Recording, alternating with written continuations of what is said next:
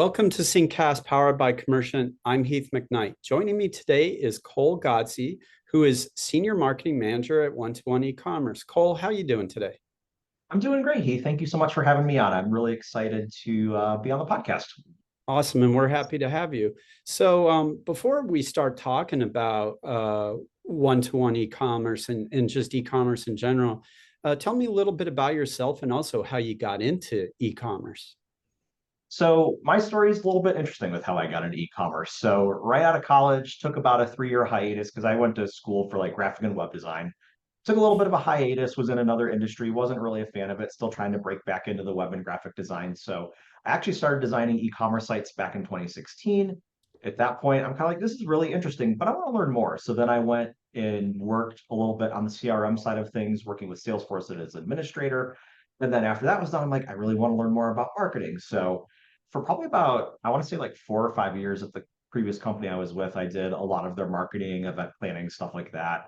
And Wow. then fast forward to now, I ended up connecting, I want to say it's been almost a year and a half ago at this point with One-to-One, and then came over on the agency side of things. And then that is how I started to get more involved with e-commerce, not only on the marketing side of things, but partnerships and also helping clients too with some of the work that they've been doing.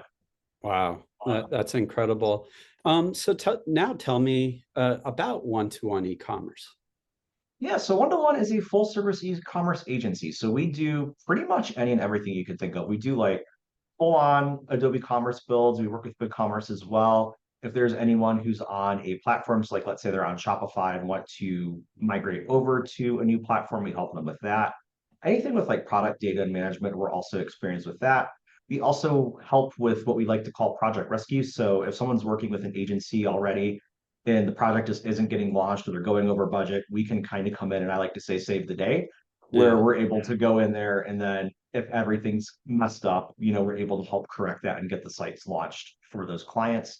And then last but not least, we also manage, we've managed marketing services as well, where that's kind of more my role. So we look like post-launch for any sort of support if they're needing like SEO assistance, email marketing, even just with content, we kind of cover the gamut with that as well. And then also to add, we also do like any sort of like ADA compliance, making sure, outside of like just like using an accessibility, we go in with like some of the coding and stuff like that and make sure that websites are ADA compliant. So it kind of covers about well, pretty much who we are and what we do, like from the services side. From the agency side, we've been around since 2014, and Wow. I honestly think we've launched like probably over 300, maybe 350 sites at this point. So Wow. we're an Adobe Gold solution partner, and then we're partners with BigCommerce as well. So we kind of cover a little bit of everything, and it's just our goal at the end of the day is just to help businesses start selling more online, or if they're not online already, help get them selling online. That's incredible.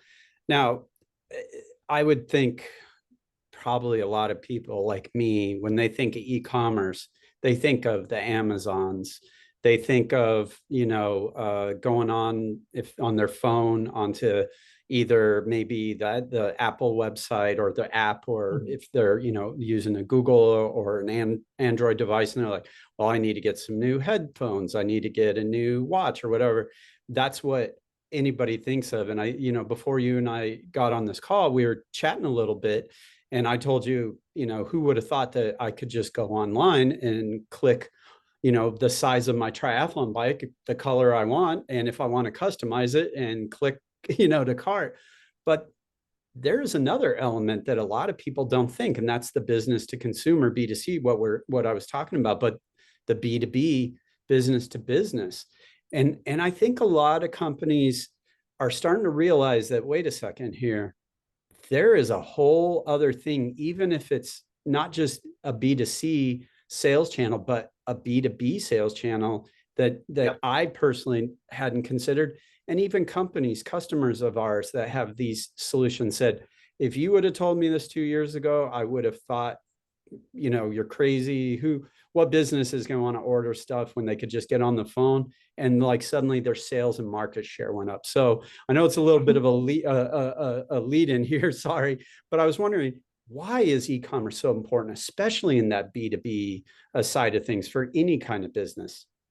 Yeah, I just honestly, it's a better way to reach your customers. And I think, I know it's 3 years removed at this point. We've talked a lot about COVID. I feel like a lot of that just Oh shifted yeah. people to be like, okay, let's just order stuff online.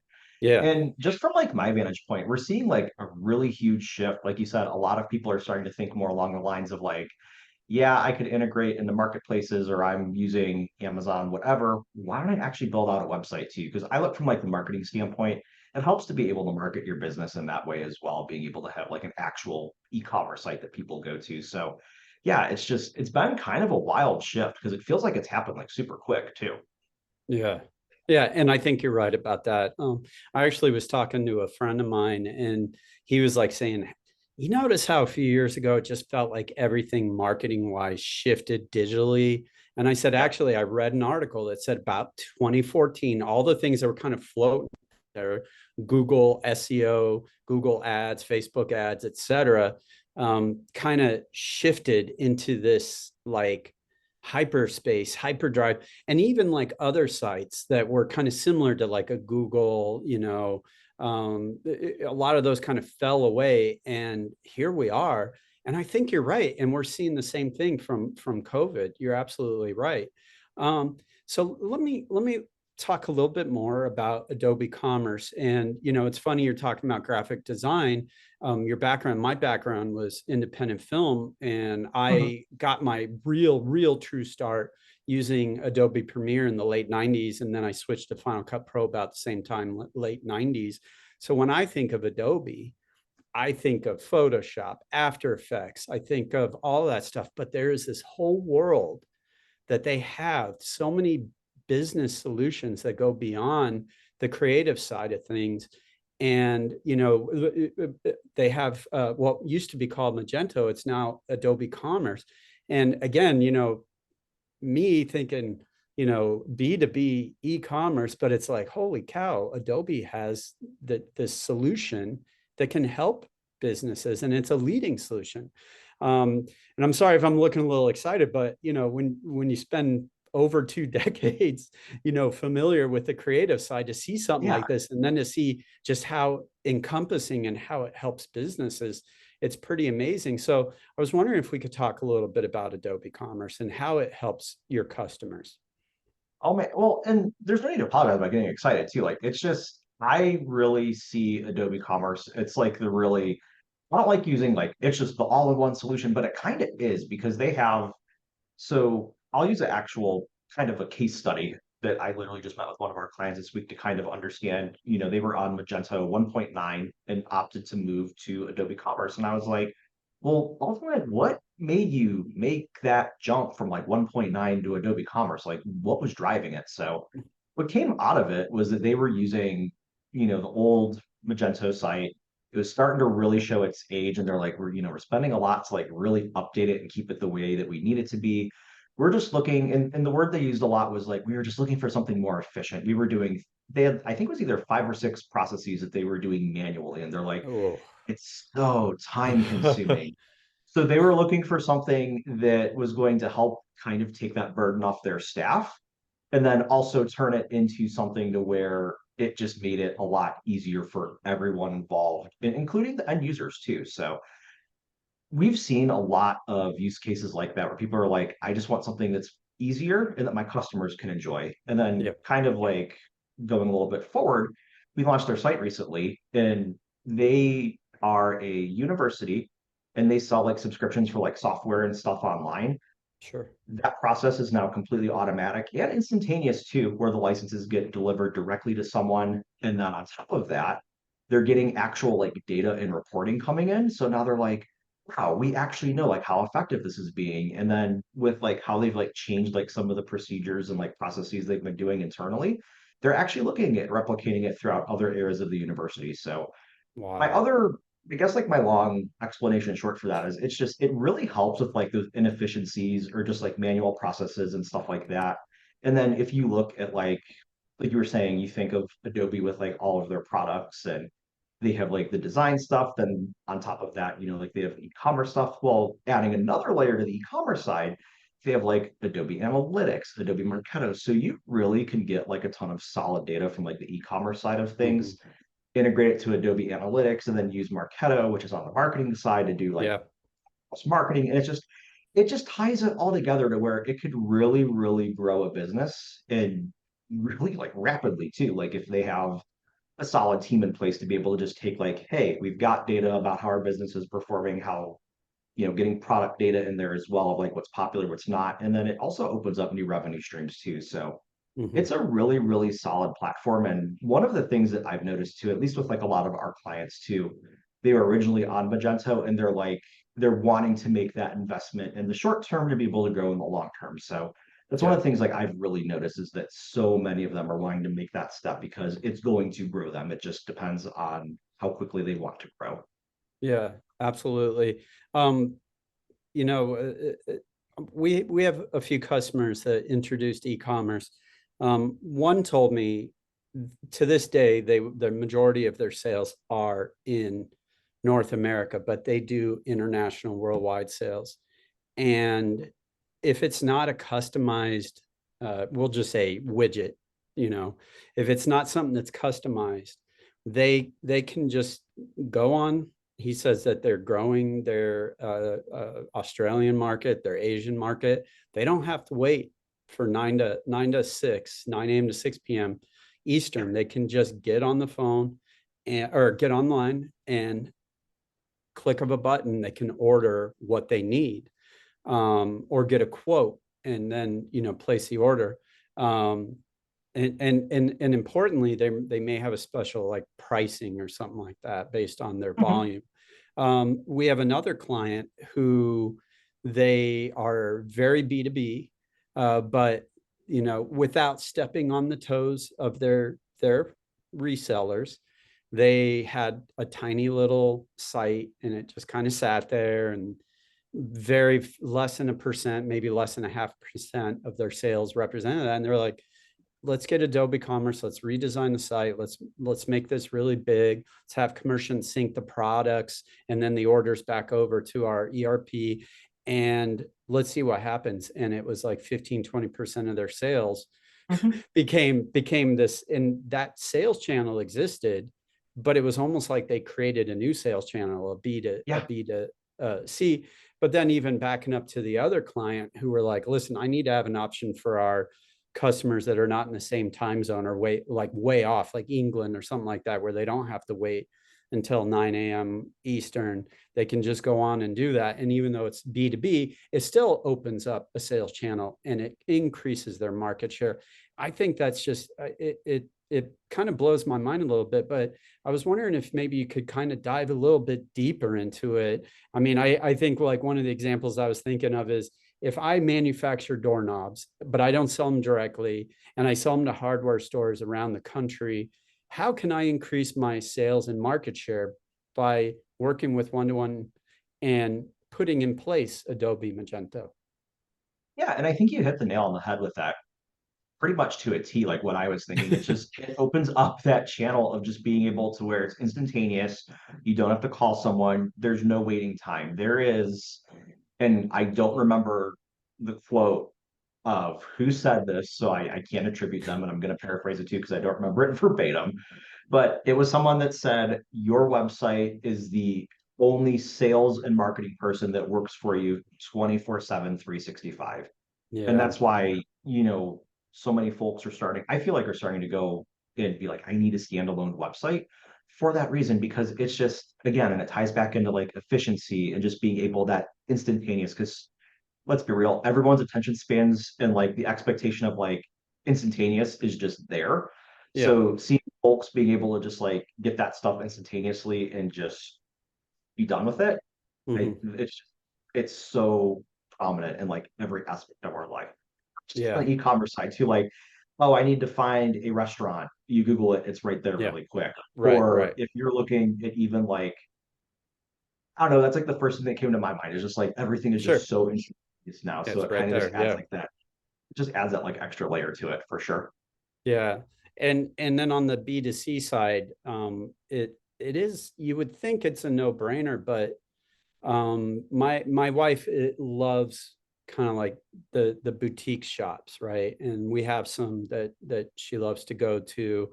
It's like it definitely small business and everything. And a lot of these boutiques that only would just do business in this small town, they're opening it up now. And it's a big presence for sure on Instagram and maybe Yep. TikTok, but they are putting in place a website. And you're thinking this little boutique shop that was selling really cool uh, clothing or housewares or whatever, suddenly they're selling all over the place. And for my Yep. wife's birthday, we went to Nashville last year, and she's like, "Hey, we're actually staying not far from this boutique I found online." And she went in, and what was really cool was that she said, "I was the one that reached out, was asking if you have this certain, shirt in this size." And they go, "Oh yeah, Amy, we remember you." And it was like, I'm like thinking, holy cow, they're taking a tiny little awesome shop and they're blowing it up by Yep. doing this e-commerce. And just to me, I know it, and somebody's probably watching this saying, "We're get with it, Heath. This is where it's been." But to me, it is really cool, and how you can integrate the social media aspect, Yeah. the influencer aspect, if you will, etc. Um, and I hope I wasn't like stepping on what you would say, but what about No. that B2C aspect of a very small business that, hey, listen, I'm only going to be here. It's going to cost me a lot of money to open up a shop on the south side of town, hire people, get more inventory, when I could just open up a warehouse and have stuff there, and then talk to one about about setting up a site, and then I can take it beyond just my little Yeah. store here, and probably save a lot of money because you're not dealing with opening a second shop and everything. Exactly. Yeah, that's so spot on. It actually made me think of similar to your story, and this is prior to me working at one to one when I was working at my previous company, that there was someone who was a small like boutique kind of like jewelry shop. She would travel locally. And I remember having like the initial conversation with her being like, she was a little nervous about like, do I really need a website? And I was like, hey, if you want to grow your business, this is going to be really good for you. I'm like, and there was kind of that level of like getting them to kind of just, it sounds cliche, but just like trust the process a little bit of like, hey, Yeah. this is going to pan out. So I remember we built the site for her, we put all of the product data in, and she was just kind of like still unsure. But when orders started coming in, and she's like, oh my gosh, Colt, we have so many people that are ordering online. I'm getting more than I would do like some of the regional shows or like anything that I would do. She's Wow. like, I never expected it. So it was just, Yeah. it was rewarding from like my standpoint to kind of be like, it was working and for her to see that as well. So yeah, it's just, it's another one of those perfect examples of like, yes, you can have your small regional footprint and that's totally fine. But there also are avenues to kind of just continue to grow, not just like nationally, but like worldwide too. Yeah. Oh, yeah, absolutely. And it's interesting because like now if I go on Instagram and being a runner, being a triathlete, I will Mhm. start following, I guess they're influencers, but they Yep. have their own things that they sell. And so it's interesting how, to me, it's seamless. If I were to, let's say Hmm. there's support so and so, I got this cool hat. If you're a fan of my work, as a triathlete, and I'm like, yeah, okay, let me buy the hat. But it's so seamless because then it may have started in Instagram, but then it goes to the e-commerce platform, and then however much later after that, there's my hat. And Yeah. I think it also kind of has to get somebody on their game as far as like social media goes as well, because that's Hmm. where a lot of that well, I shouldn't say a lot of it, but probably a good amount of that marketing kind of comes into play. um, I wanted to talk a little bit about the commerciant aspect. I was kind of talking earlier about how we have a client, and for them, the big thing is the pricing levels, because certain B2B clients are going to have a different price because they're going to order way more of the widgets than another client of theirs. And then Yep. we're also syncing over the inventory and a few other things from their ERP. Could be QuickBooks, could be SAP, could be Sage 100, SYSPRO. And then from there, when an order is placed or a contact, et cetera, on Adobe Commerce, we're syncing it back so that way the orders can be fulfilled. The customer, maybe a new account, can be created also in the accounting, which saves time.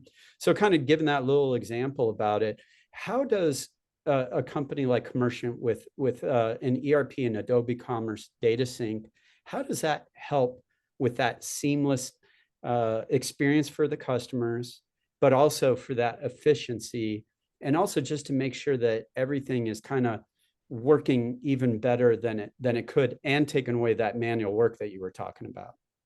Yeah, I mean, that's it for me. I mean, I think the biggest thing for sure is just like the manual processes because we have a lot like when we were updating for them from one, like a lot of our clients from one platform to another, we'd see that they're Mhm. like, hey, I have to get this spreadsheet and then do this and then massage this data and then Yeah. manually upload the data. And like I start breaking out in hives a little bit because I'm just like, there's so much room for error. So Oh, long story short is just having something like Commercient being able to just make it instantaneous, not only for the people on the front end when they're making their purchases and the pricing just goes automatically. So there's no any sort of like mistakes on that side, but just taking sure. out the manual processes, like those slow down businesses so much. Yeah. Yeah. And you know what? I kind of went like that on spreadsheets because I think, and I'm not a super expert on Excel, but I've gotten pretty good in the last couple of years. But I've talked to enough of our clients. It could be Adobe Commerce, it could be, you were talking about CRM. That seems to be like sometimes the one thing that kind of makes them say, okay, we need a better solution with data Yep. integration than trying to pass along a digital or a literal. I've heard stories of a spreadsheet printed out on a clipboard, but was locked away and nobody had the key and the person was on vacation and deals were lost. And and again, nothing against spreadsheets. I maintain them too, but you're right. I hair on the back of my neck goes up because there are so many rooms for error, and those errors could be thousands to hundreds of thousands of Yeah. dollars in lost sales. And I can't even imagine trying to do that with those manual processes. I think you said somebody had what, 6, 7, 8 manual processes, Yeah. and that's less time they could be working on. Maybe they do direct on the phone, email, in person, outside sales, etc., where maybe Yeah. they are using the CRM, but they're spending more time trying to like make sure everything's working on an aging platform. Wow, you just as soon as you said that, it brought back horror stories for me as well. Yeah, and it's So just that's that thing too. It's just like them doing it manually too. Like you said, it's like it's not only is it lost revenue, it's lost sales opportunities too. Because like yeah. that, I'm just going to make up a number, but we'll say like, oh, someone's taking 10 minutes to do something as the phone's ringing and you can't answer that call, you don't leave Oh a yeah. voicemail. That Yep. could be a lost sales opportunity right there. Yeah. Who knows Absolutely. how much that could have been? Oh yeah. Oh yeah. We have a client who told us that their orders were coming in, their B2B, major, huge manufacturer. And he said, please keep this off the record. He said, if we missed an email, on average, they were losing $150,000. And I'm like, so yeah, you need that. You need a much better solution than that. Um, Cole, before we wrap up, I wanted to know if you have like your top 3 or 5 tips for getting the most out of e-commerce.